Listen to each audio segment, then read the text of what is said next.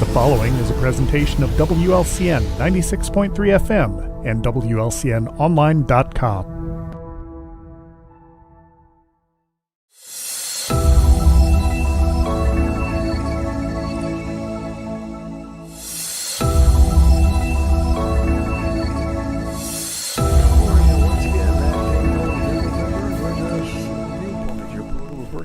Politicians and perspectives.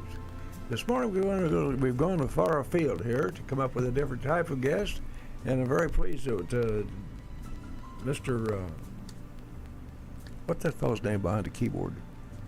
Billy Joel? Yeah, Billy Joel.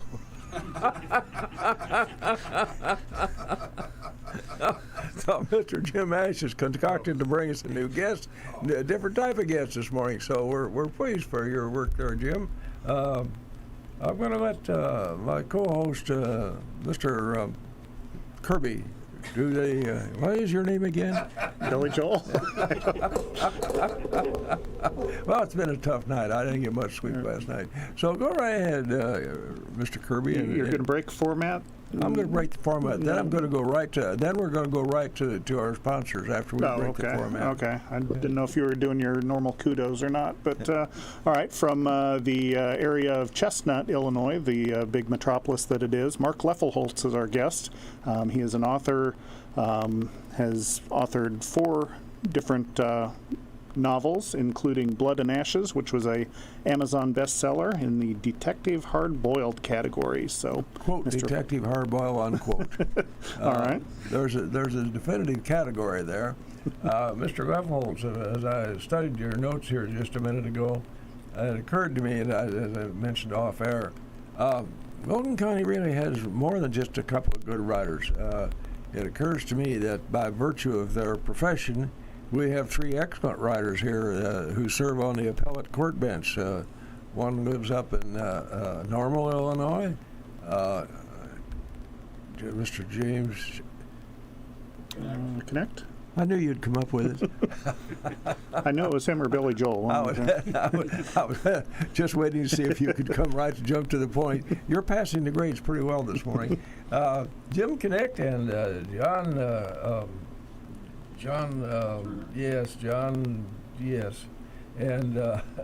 and John Turner and Tom Harris, three young men who, by virtue of their profession, cause them to be good writers. And I read a lot of Mr. Connect's things on Facebook. The guy really writes very well, and he knows how to put things together cogently. So we're looking forward to this. And now you came prepared to bring. Beware of people bearing gifts. You bought 3 of your books here, and Jim has given me the first one, and it's called The Disappearance of Wiley Hood. Well, I'll get right into that when I get home, and I'll start reading that and see if there's anything of value there, and we'll report back. and we'll report back. So, Mark, as I indicated off air, what I remember about the Loeffelholz family is they're very musical. When we used to play golf in the days of decent golfing, be on that number 9 tee, and right to the right of us there on Forest Hills Road was the Loeffelholz family practicing their music, and they were good. So that's another talent that we'll uncover as we read. Go ahead, Mr. Kirby. Well, we've mentioned you're an author. Can you kind of tell us about your background as far as, the 4 different novels, how they came into being, how you kind of got into the field and so forth? Well, the Oscar Jade is he's my ongoing character. He's a private detective in Miami Beach in 1941 when the series starts. My father was a big fan of the old Mickey Spillane, Mike Hammer books, and of course Dashiell Hammett's Sam Spade and Raymond Chandler's Philip Marlowe. This is very much in that vein. And I had tried unsuccessfully to sell a few motion picture screenplays. I got close a couple times, almost produced in 2008. That's a whole other story. But my dad had just finished Eye of the Jury by Mickey Spillane, and he said, you should try writing an old-fashioned detective story, because I think, people still want to read that kind of stuff. And a couple years later, I put out Blood and Ashes, and had a lot of fun doing it. So I figure that Mr. J and I are going to be colleagues until I shuffle off this mortal coil, probably. Well, I noticed that you have 3 other books that you have published already. One is the Duesenberg. That's right. Is that about the car? That is about the car. He is actually. And you thought I was just another pretty face. I knew better than that. In the Duesenberg, it's a novella. Oscar Jade is he travels to Oklahoma to recover a priceless 1924 Duesenberg that was stolen, and it's about him getting it back. Grandfather's grandson stole the car from him, so Mr. Jade travels out there, and it's about him getting the car back. And I wondered, and I asked off air before we got live here, if as you put your head down on your pillow, and I hope it's not on my pillow because I don't like that guy. Guy's a huckster. The guy's a huckster anyway. You have to generate ideas. They got to germinate somewhere. oh yes, And put your little head down on the pillow. And does this where ideas kind of flutter in and flutter out? I'm always daydreaming. I've got I have more stories to tell than I have time to tell them. You keep a notebook by your bed by chance? I do. I always have. In my daily job, I'm actually a greeter at Walmart for my day job, so I have plenty of time to think. People ask me if I get bored doing that, and I always say no. I've got plenty to think about. Well, So that's very, very interesting. You said he comes from Chestnut. A dear friend of mine lives in Beeston, and Billy could never pronounce the S's, and it was always Chestnut. And that's this very day here. Billy's gone now, unfortunately. One of the true characters from over there, Beeston Chestnut area. So, oh yeah. by the way, do you have any idea how's that restaurant doing over there? The reason I asked that question is we had them on as guests a long time ago now, and they had just become naturalized citizens at that time. I'll be darned. I've never eaten there, but I hear great things about the food. So Well, I it's wish something them we well. intend to do. They came here from I don't know where, some country over there in the Far East, and they've done their duty and have become a naturalized citizen. So you have to do everything, wish them well. Oh, absolutely. From inception to publication, how much time is involved, Mark? Well, ideally, I'd like to say about a year. They tend to run a little longer than a year because I do have a full-time job. So I write, in the evenings and then on my days off. Mm-hmm. So, but they're always in the works. I'm about 120 pages into Oscar Jade's 3rd book, which will be called Eyes of the Dead, and that's the one where Mr. Jade travels to Lincoln and Logan County in October of 1942, and he's going to raise a little Cain here. Mm-hmm. Mm-hmm. Now, if people see you dictating into a microphone, your day job is a greeter? Yes, sir. Am I certain about that? Actually, I'm going to think, that guy's looking at me and he's turning me in. So, do you formulate ideas for your books as you're greeting people? Yeah, there's no telling where the ideas come The from. guy's not paying attention to his job. No, I will occasionally see somebody and think, well, now that's a face I'm going to use, So, Say, we've gotten away from our format, Mr. Kirby.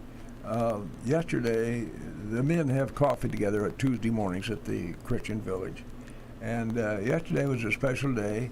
They gave us a virtual tour of the honor flight. They had films and all, and how they load them on and take them to Washington and see all the various monuments. I think that's fantastic And that they do that. It was very well received, and I salute the Marine Corps League once again and other veterans who helped on that. It was really a nice thing. I think I was 10 years ago when I got on that first flight. And Boise Cruise, Mark, did you ever know why he was named Boise? I didn't. Well, somebody asked him whether it was a boy or girl, and somebody held him up and says, "Boy, see?" Now the nutheads out there, and they proliferate, will say, "My God, you can't talk like that." Well, in any event, his son Jim and I was a guardian for Harold and I, and it was a very, very nice trip. We enjoyed it. But yesterday they got together and showed it. And they had a nice turnout. So congratulations to the Marine Corps League and every veteran who was out there. We had a real good turnout. Great. That's awesome. Oh, well, you're forcing me into my commercials. Oh, well, we can do that if you like. When you're ready, Mr. Rice, I think we better pay homage to the folks who pay their dues here.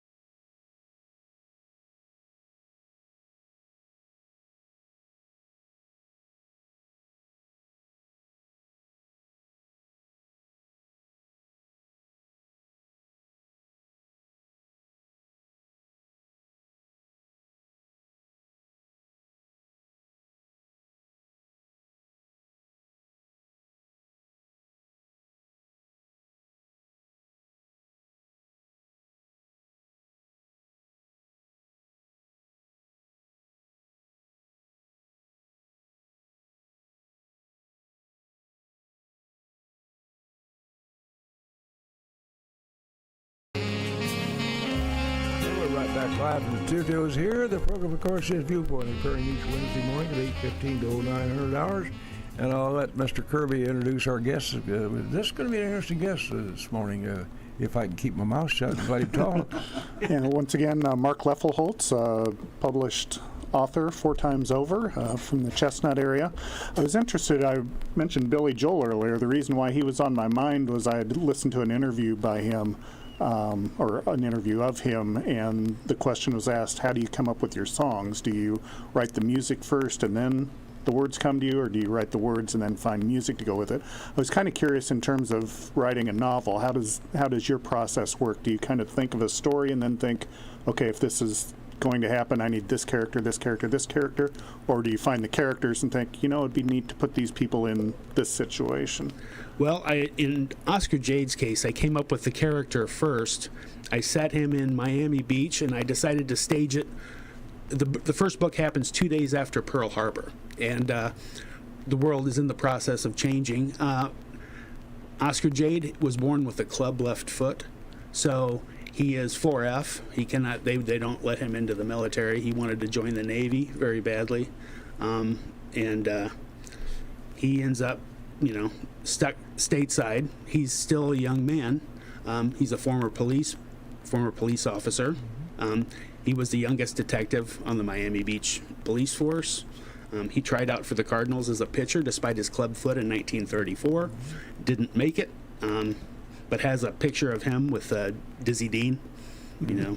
So I tied my love of baseball in with history, and it just seemed like a very rich environment to have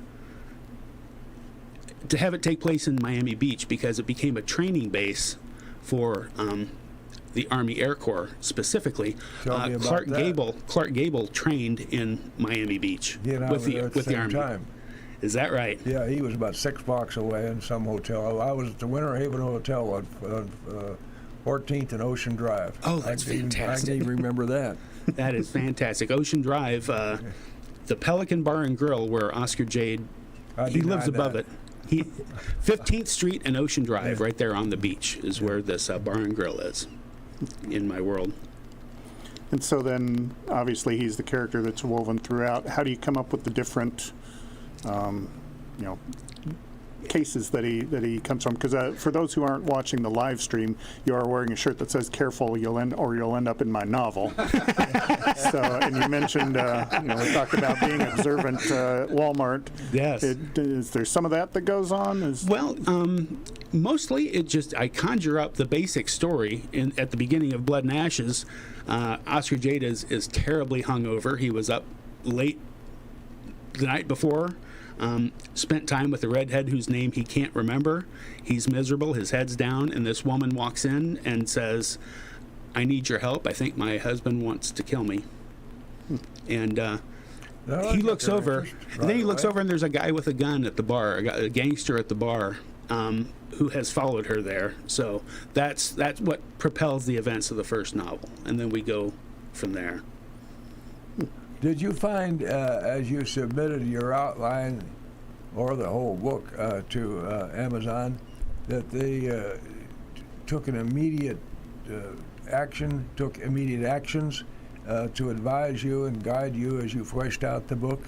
No, you're kind of on your own to a large that extent. right? Yeah, I'm a one-man show. Although I did hire a professional editor,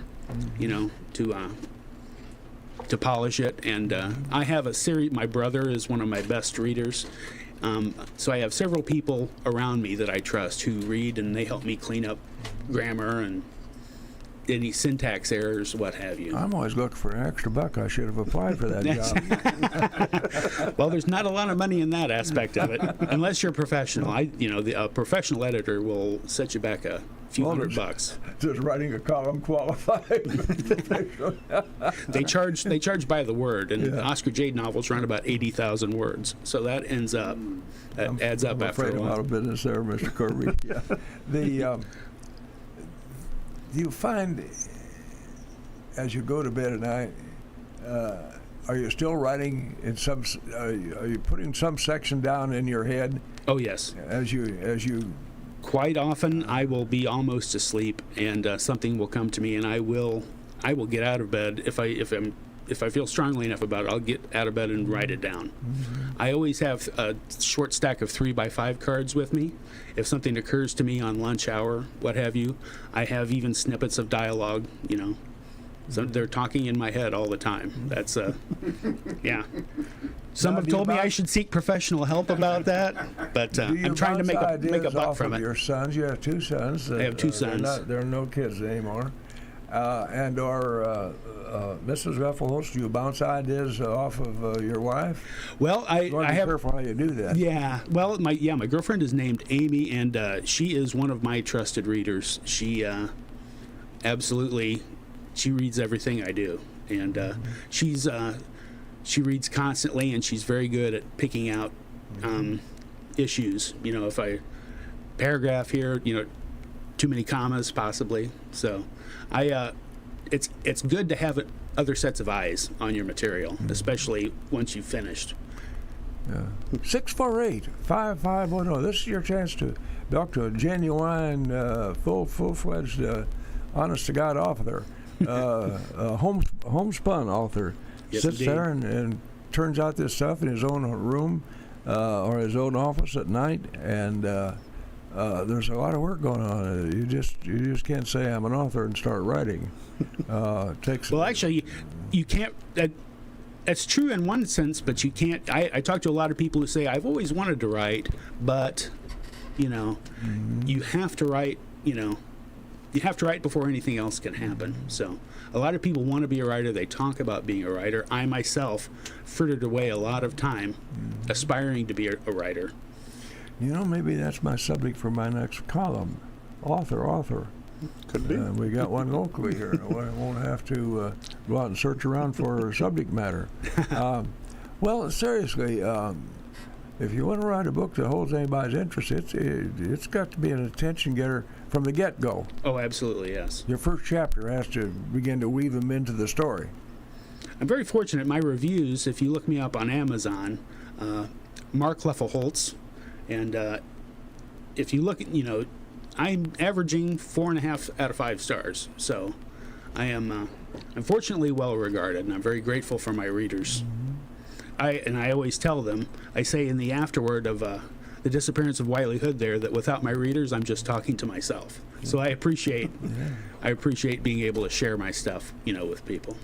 Well, if a person gets into your books and recognizes that you have a kind of a general theme that you kind of adhere to in a manner of speaking, that's a good thing. Oh, absolutely, yeah. I guess that's how you develop readership. Yes, absolutely. Well, Hemingway told me that's the way he did it. Oh, yeah? Is he down there with you in Clark Gable in Florida? Yeah. when I was at the Winter Haven Hotel. Very nice. So, you've got 3 other books that have been printed already. The Duesenberg, which is about the car. I perceived that. I thought that was pretty smart, didn't you? you can't put anything past you. The Stormmaker. This was an Oscar Jade thriller, and Oscar Jade is your character He is throughout my private detective, yes. Private detective. And Stormmaker is the second one. He has a friend who is discovered on the beach on a rainy night, and it appears like a suicide. He does not believe it's a suicide. As he begins to investigate it, various things happen, and not to give too much away, but kind of World War II has come to Miami Beach. And it was based on an actual true story about Nazi saboteurs who made landfall in Florida. And they actually did in Florida and then in New York City. And they were kind of ham-fisted about it, and they ended up being apprehended, and Franklin Roosevelt had them all hanged except for one who helped. His name was, his name escapes me. I even have him in the book, and I forgot it. But Rosenberg, for one of a better yes, there you go. Yeah. But, he, all but one was actually hanged by FDR. So it's based on a true story. So I took that nugget of historical fact, and I built a fanciful adventure around Julius Ethel Rosenberg. There's yes, indeed. Some sort of synergism there. Yeah, these Nazi spies, the saboteurs, they got here and they had a lot of spending money, and they started throwing their money around, and they were actually drew the attention. They bribed a Coast Guard official on the shore, and the Coast Guard official took the money and then turned right around and turned them in. So they were all apprehended, fortunately, but that's that's a true story. Well, that stuff's going on today. Yeah. Boy, that's a fact. Seriously. You can't turn on the news today but shake your head and wonder what the heck's going on with our justice system. Oh, boy. That maybe you can weave that into a story. I don't even know if people... They wouldn't believe it. Yeah, that's the thing. Yeah, you hear stuff on the news. It's like people wouldn't believe it if I tried to frame that as fiction. From inception to printer, what kind of time factor is involved, Mr. Loeffelholz? I'd say probably about 18 months at this point. Really? Stormmaker took me a very long time because I had, a lot of stuff going on. I lost both my parents during that time frame. Mm-hmm. So life happens, but I'm on schedule now, and I'm writing constantly. I have a sense of urgency now. I just, I want to get as much told as I can. Mm-hmm. So, and I'm having fun doing it. So. Now, if you were having a cup of coffee, say at the guest house, with a friend, and you overheard something, is it conceivable that you might pick up an idea or two? Oh, sure. The thread of your story? Yeah, or from headlines from the newspaper. Mm-hmm. But I read a lot of historical stuff. Mm-hmm. and I'm always looking for something for Mr. J to do, and he's going to be a busy guy if I can get around to it. My newest book, The Disappearance of Wiley Hood, is a completely different kind of story. It's actually based on the old Twilight Zone television show, right, with Rod Serling. Richard Matheson is one of my favorite writers in that genre. He wrote 16 episodes of the original Twilight Zone, including the one, The Terror at 30,000 Feet, where William Shatner is the airline passenger and he sees a gremlin out on the wing. Nobody believes him. Every time somebody looks, he's not there. He actually wrote The Incredible Shrinking Man as well. That's a great novel, and the movie was fantastic as well. The Disappearance of Wiley Hood kind of puts an existentialist spin on the notion of the incredible shrinking man. What is existence? And this Mr. Hood is an artist who begins to disappear a piece at a time. He takes a job in a insurance industry, rockets to the top of the corporate world. Everything comes to him very easily. He cannot paint. And once he begins to paint again, he begins to vanish. He loses his employee ID card. He loses his driver's license, his car insurance paperwork. He goes to the bank. His debit cards don't work. He goes to the bank. They don't have a record of him being there. His Social Security card is no longer on file. Really? And then pretty soon people start treating him differently, like perhaps they don't recognize him. So he's a loose thread being unraveled from the fabric of society. And he's equal parts terrified that he's losing his mind, or if the phenomenon is real, then what the heck happens at the end of it? And that's that story. It's a full-length Twilight Zone type story. 648-5510. You got your own full-fledged author right here. Writes funny stuff, and there is humor. There's humor in all the stuff I do. Funny as in odd, not humor. Yeah. Yeah. A little bit of both. The threads of it. Do you find it difficult to? You're in the midst of writing. Say it's 10:30 at night, and you're tired, but you've got something going. Do you find it difficult to manage that time? Oh yeah, it can be. It has kept me up at night. It has, if I'm in the middle of a project. Now, in Wiley Hood's case, it began as a 5,500 word short story in 1988. I was learning the short story form, so I sat down and I wrote about 6 or 8 short stories. Wiley was the best of them. I adapted it into a motion picture script in the early 2000s, and I won an award on a peer review website, and then I just kind of set it aside, moved on to the next thing. When I decided to write the book, I used my script as an outline. So it was probably the easiest book I've written, because not only is the material second nature to me, but I had a fantastic outline and a script, so I never lost my place, and I just got to add. It's a dream as a writer to get to add material instead of having to cut material from what you've written. So I'm very excited about this one. I've got a crowdfunder going on right now through Kickstarter. This summer, before the summer is over, The Disappearance of Wiley Hood is going to be an audiobook where you can experience, a voice actor narrating it. And the running time of the completed audiobook is going to be about 9.5 hours. So I'm going to put Wiley Hood in earbuds around the world. That's my goal. Well, I find that very intriguing. Yeah. I'm very excited. I found it. My narrator's name is Scott Ellis. He's in Massachusetts, and he is tuning up his microphone for me right now. So if you go to Kickstarter.com and do a search for Wiley, Wiley, you can get in there. I'm taking everything, $1 American at this point. I'm down to 6 days. I've got a few $100s left, and all the money goes to the voice actor, his equipment, use of the studio, and that is my focus. That's been my focus here the last month or so, is getting the audiobook of Wiley done. Meantime, I'm writing the next Oscar Jade, so always busy. I would think Roy, that writing a current book and at the same time working ahead of yourself on a to-be book, that'd be pretty complicated, I would think. Well, and I also read other people's stuff to at least 2 hours a day reading somebody else's novels. I have a friend named Sam Luna. I'm reading a book of his called Innocent Monsters, and it's fantastic. So, and I reread Dashiell Hammett and Raymond Chandler and Mickey Spillane. Just that voice for the private detective stuff, the hard-boiled stuff.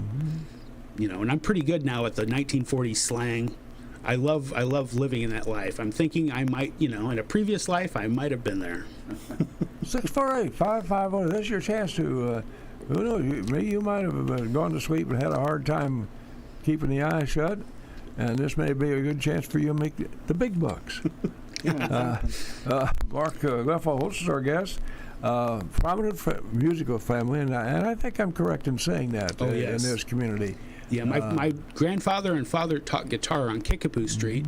The Loeffelholz Conservatory of Music, or the Loeffelholz Music Store, was about 3 doors down from the Lincoln Theater on Kickapoo Street. Yeah, I think I might remember something about that. Yeah. And there, Gary Lorenz here in town, who he plays with Stereotypical now. He learned guitar from my father.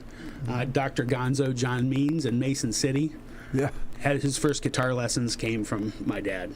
So and he's played everywhere. So every time somebody plugs in an electric guitar that my dad taught, my dad is still around, That's really interesting, yeah. And unfortunately, I can't, and I play a little bit of bass guitar, but I play terribly. My brother is very musical. He's a drummer and a guitar player.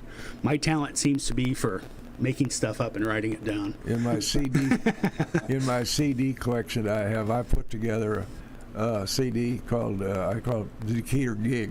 Years ago, they used to have jazz gigs over in Decatur at the Holiday Inn over there. Oh, yeah. And they were very successful until they finally ran out of money, unfortunately.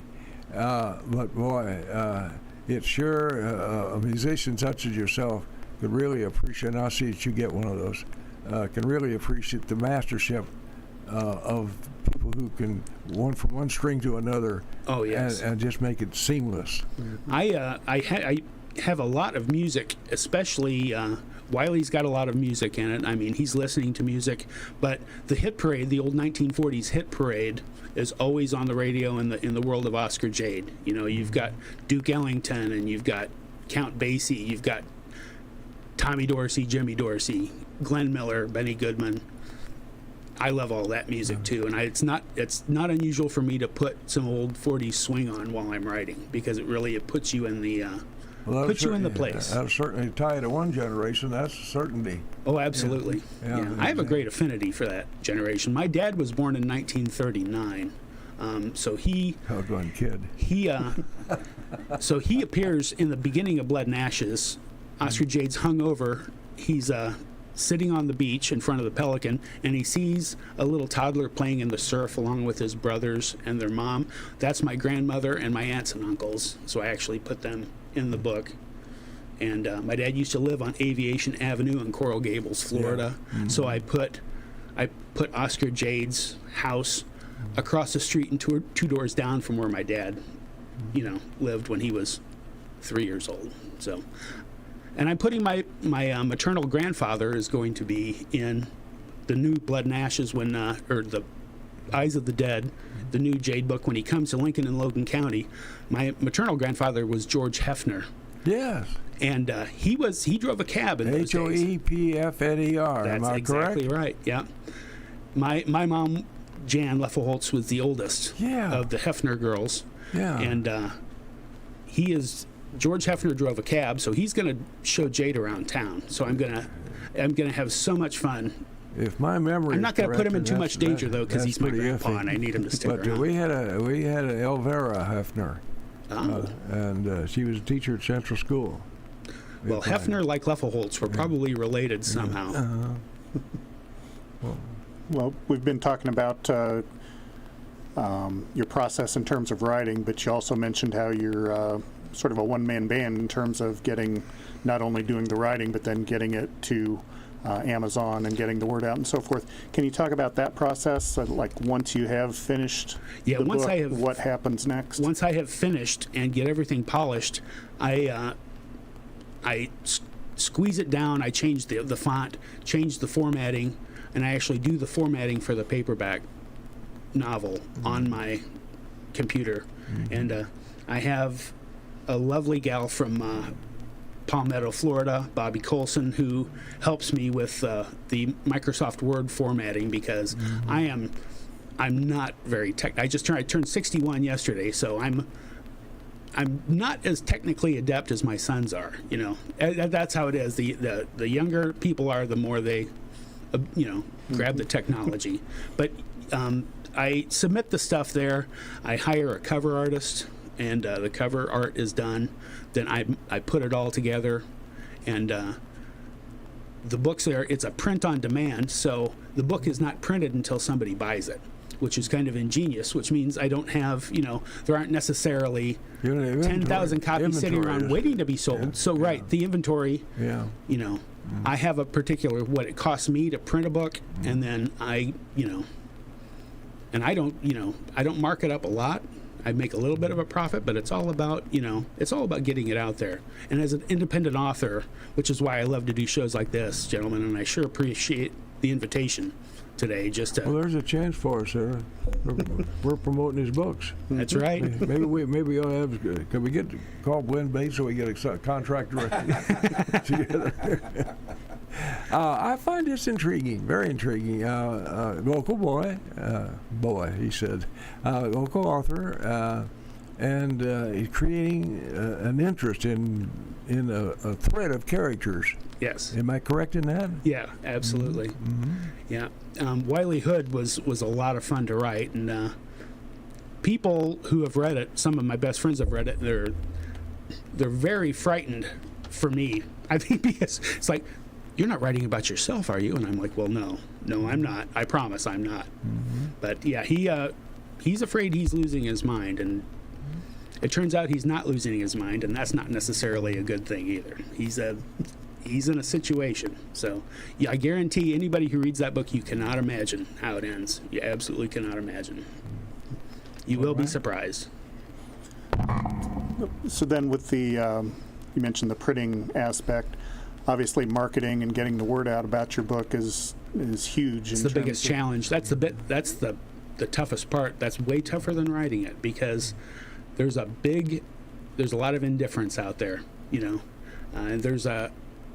and you're just one of a crowd. So it's all the exposure that an independent author can get, so much the better. And speaking of exposure, I noticed you've got a website where you Yes. have some information. Can you tell us what folks might find, the Yes. address and what might... Thank you. Yeah, it's marktheauthor.net. That links directly to my email. You can buy signed copies of my books off that website. There's also a link to my Amazon page. And if you click on that, and it'll bring up my biography and then all 4 titles. So, and they're available. Everything is available right now in Kindle and paperback. Wiley is also available in hardcover. So I have 3 options there, soon to be a 4th option. Like I say, the audiobook will be out hopefully before the summer is over. That's my goal. Well, let's get on this right away so we can get a contract signed. All right. No, well, we probably have to include WLC in there, wouldn't we, Lloyd? Give them a penny or two. Yeah. Absolutely. I mentioned a while ago, I find this really intriguing, and it is to me. You got a local gentleman who obviously has some expertise, and he's created these books out of thin air. And obviously enjoys what he's doing, and it keeps him going down to Old Joe's too much. That's true. Standing room only down there, don't you know? Make up an invoice for Old Joe's for a little free advertising here. let me go at this here. The Disappearance of Wiley Hood, is that the current book? That is the most recent one, yeah. That came out just last year. And I'm in the middle, like I say, the next one is going to be called Eyes of the Dead.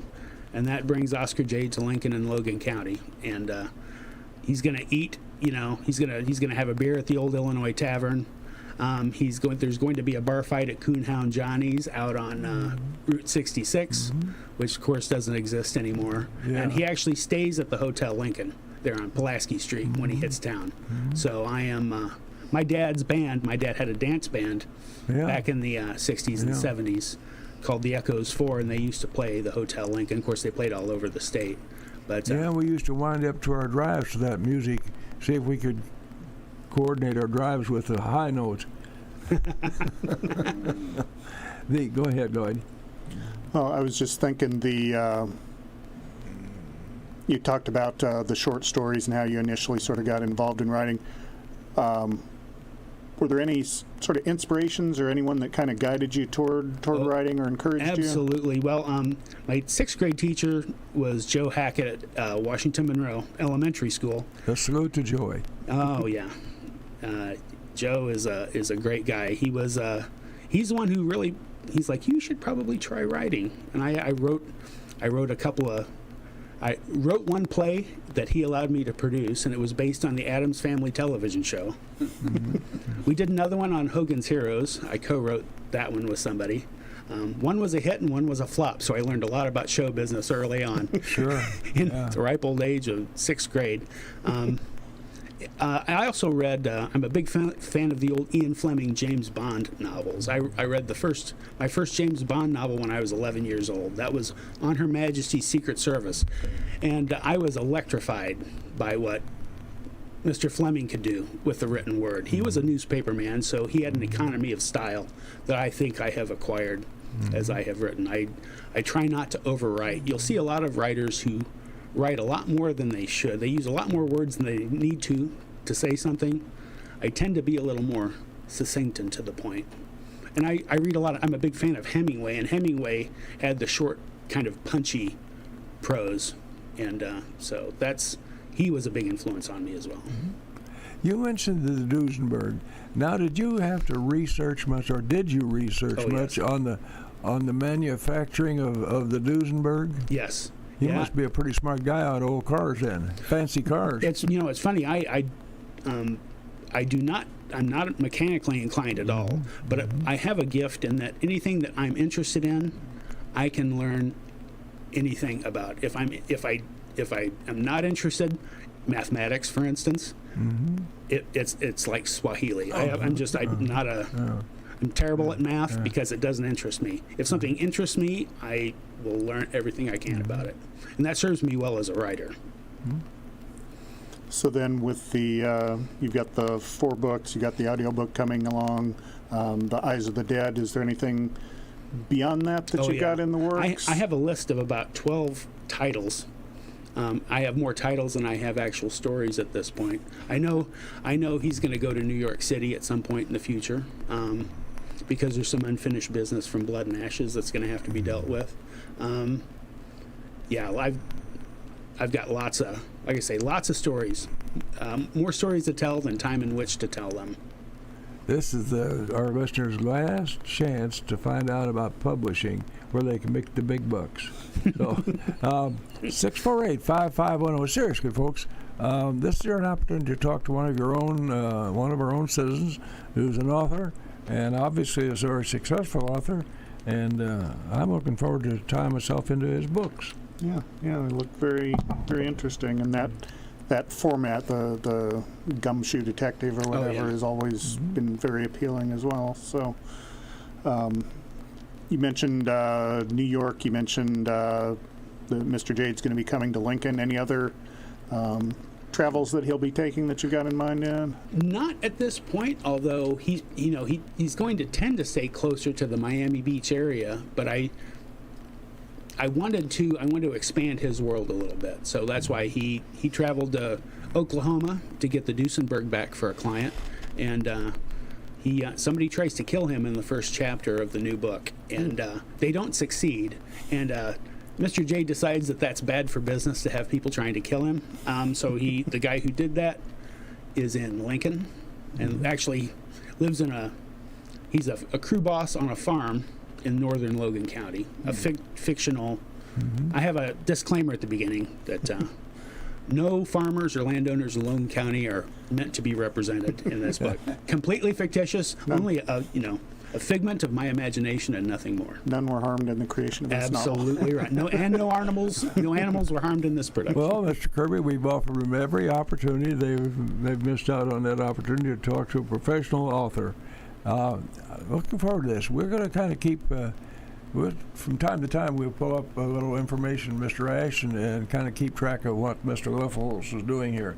Mark Loeffelholz, go right ahead and close us out there, my friend. Well, once again, what was the website if people are interested in more information? Website is marktheauthor.net. Okay, so Mark Loeffelholz from Rural Chestnut has been our guest, and thanks for listening to Viewpoint. The preceding program is a presentation of WLCN 96.3 FM and WLCNonline.com.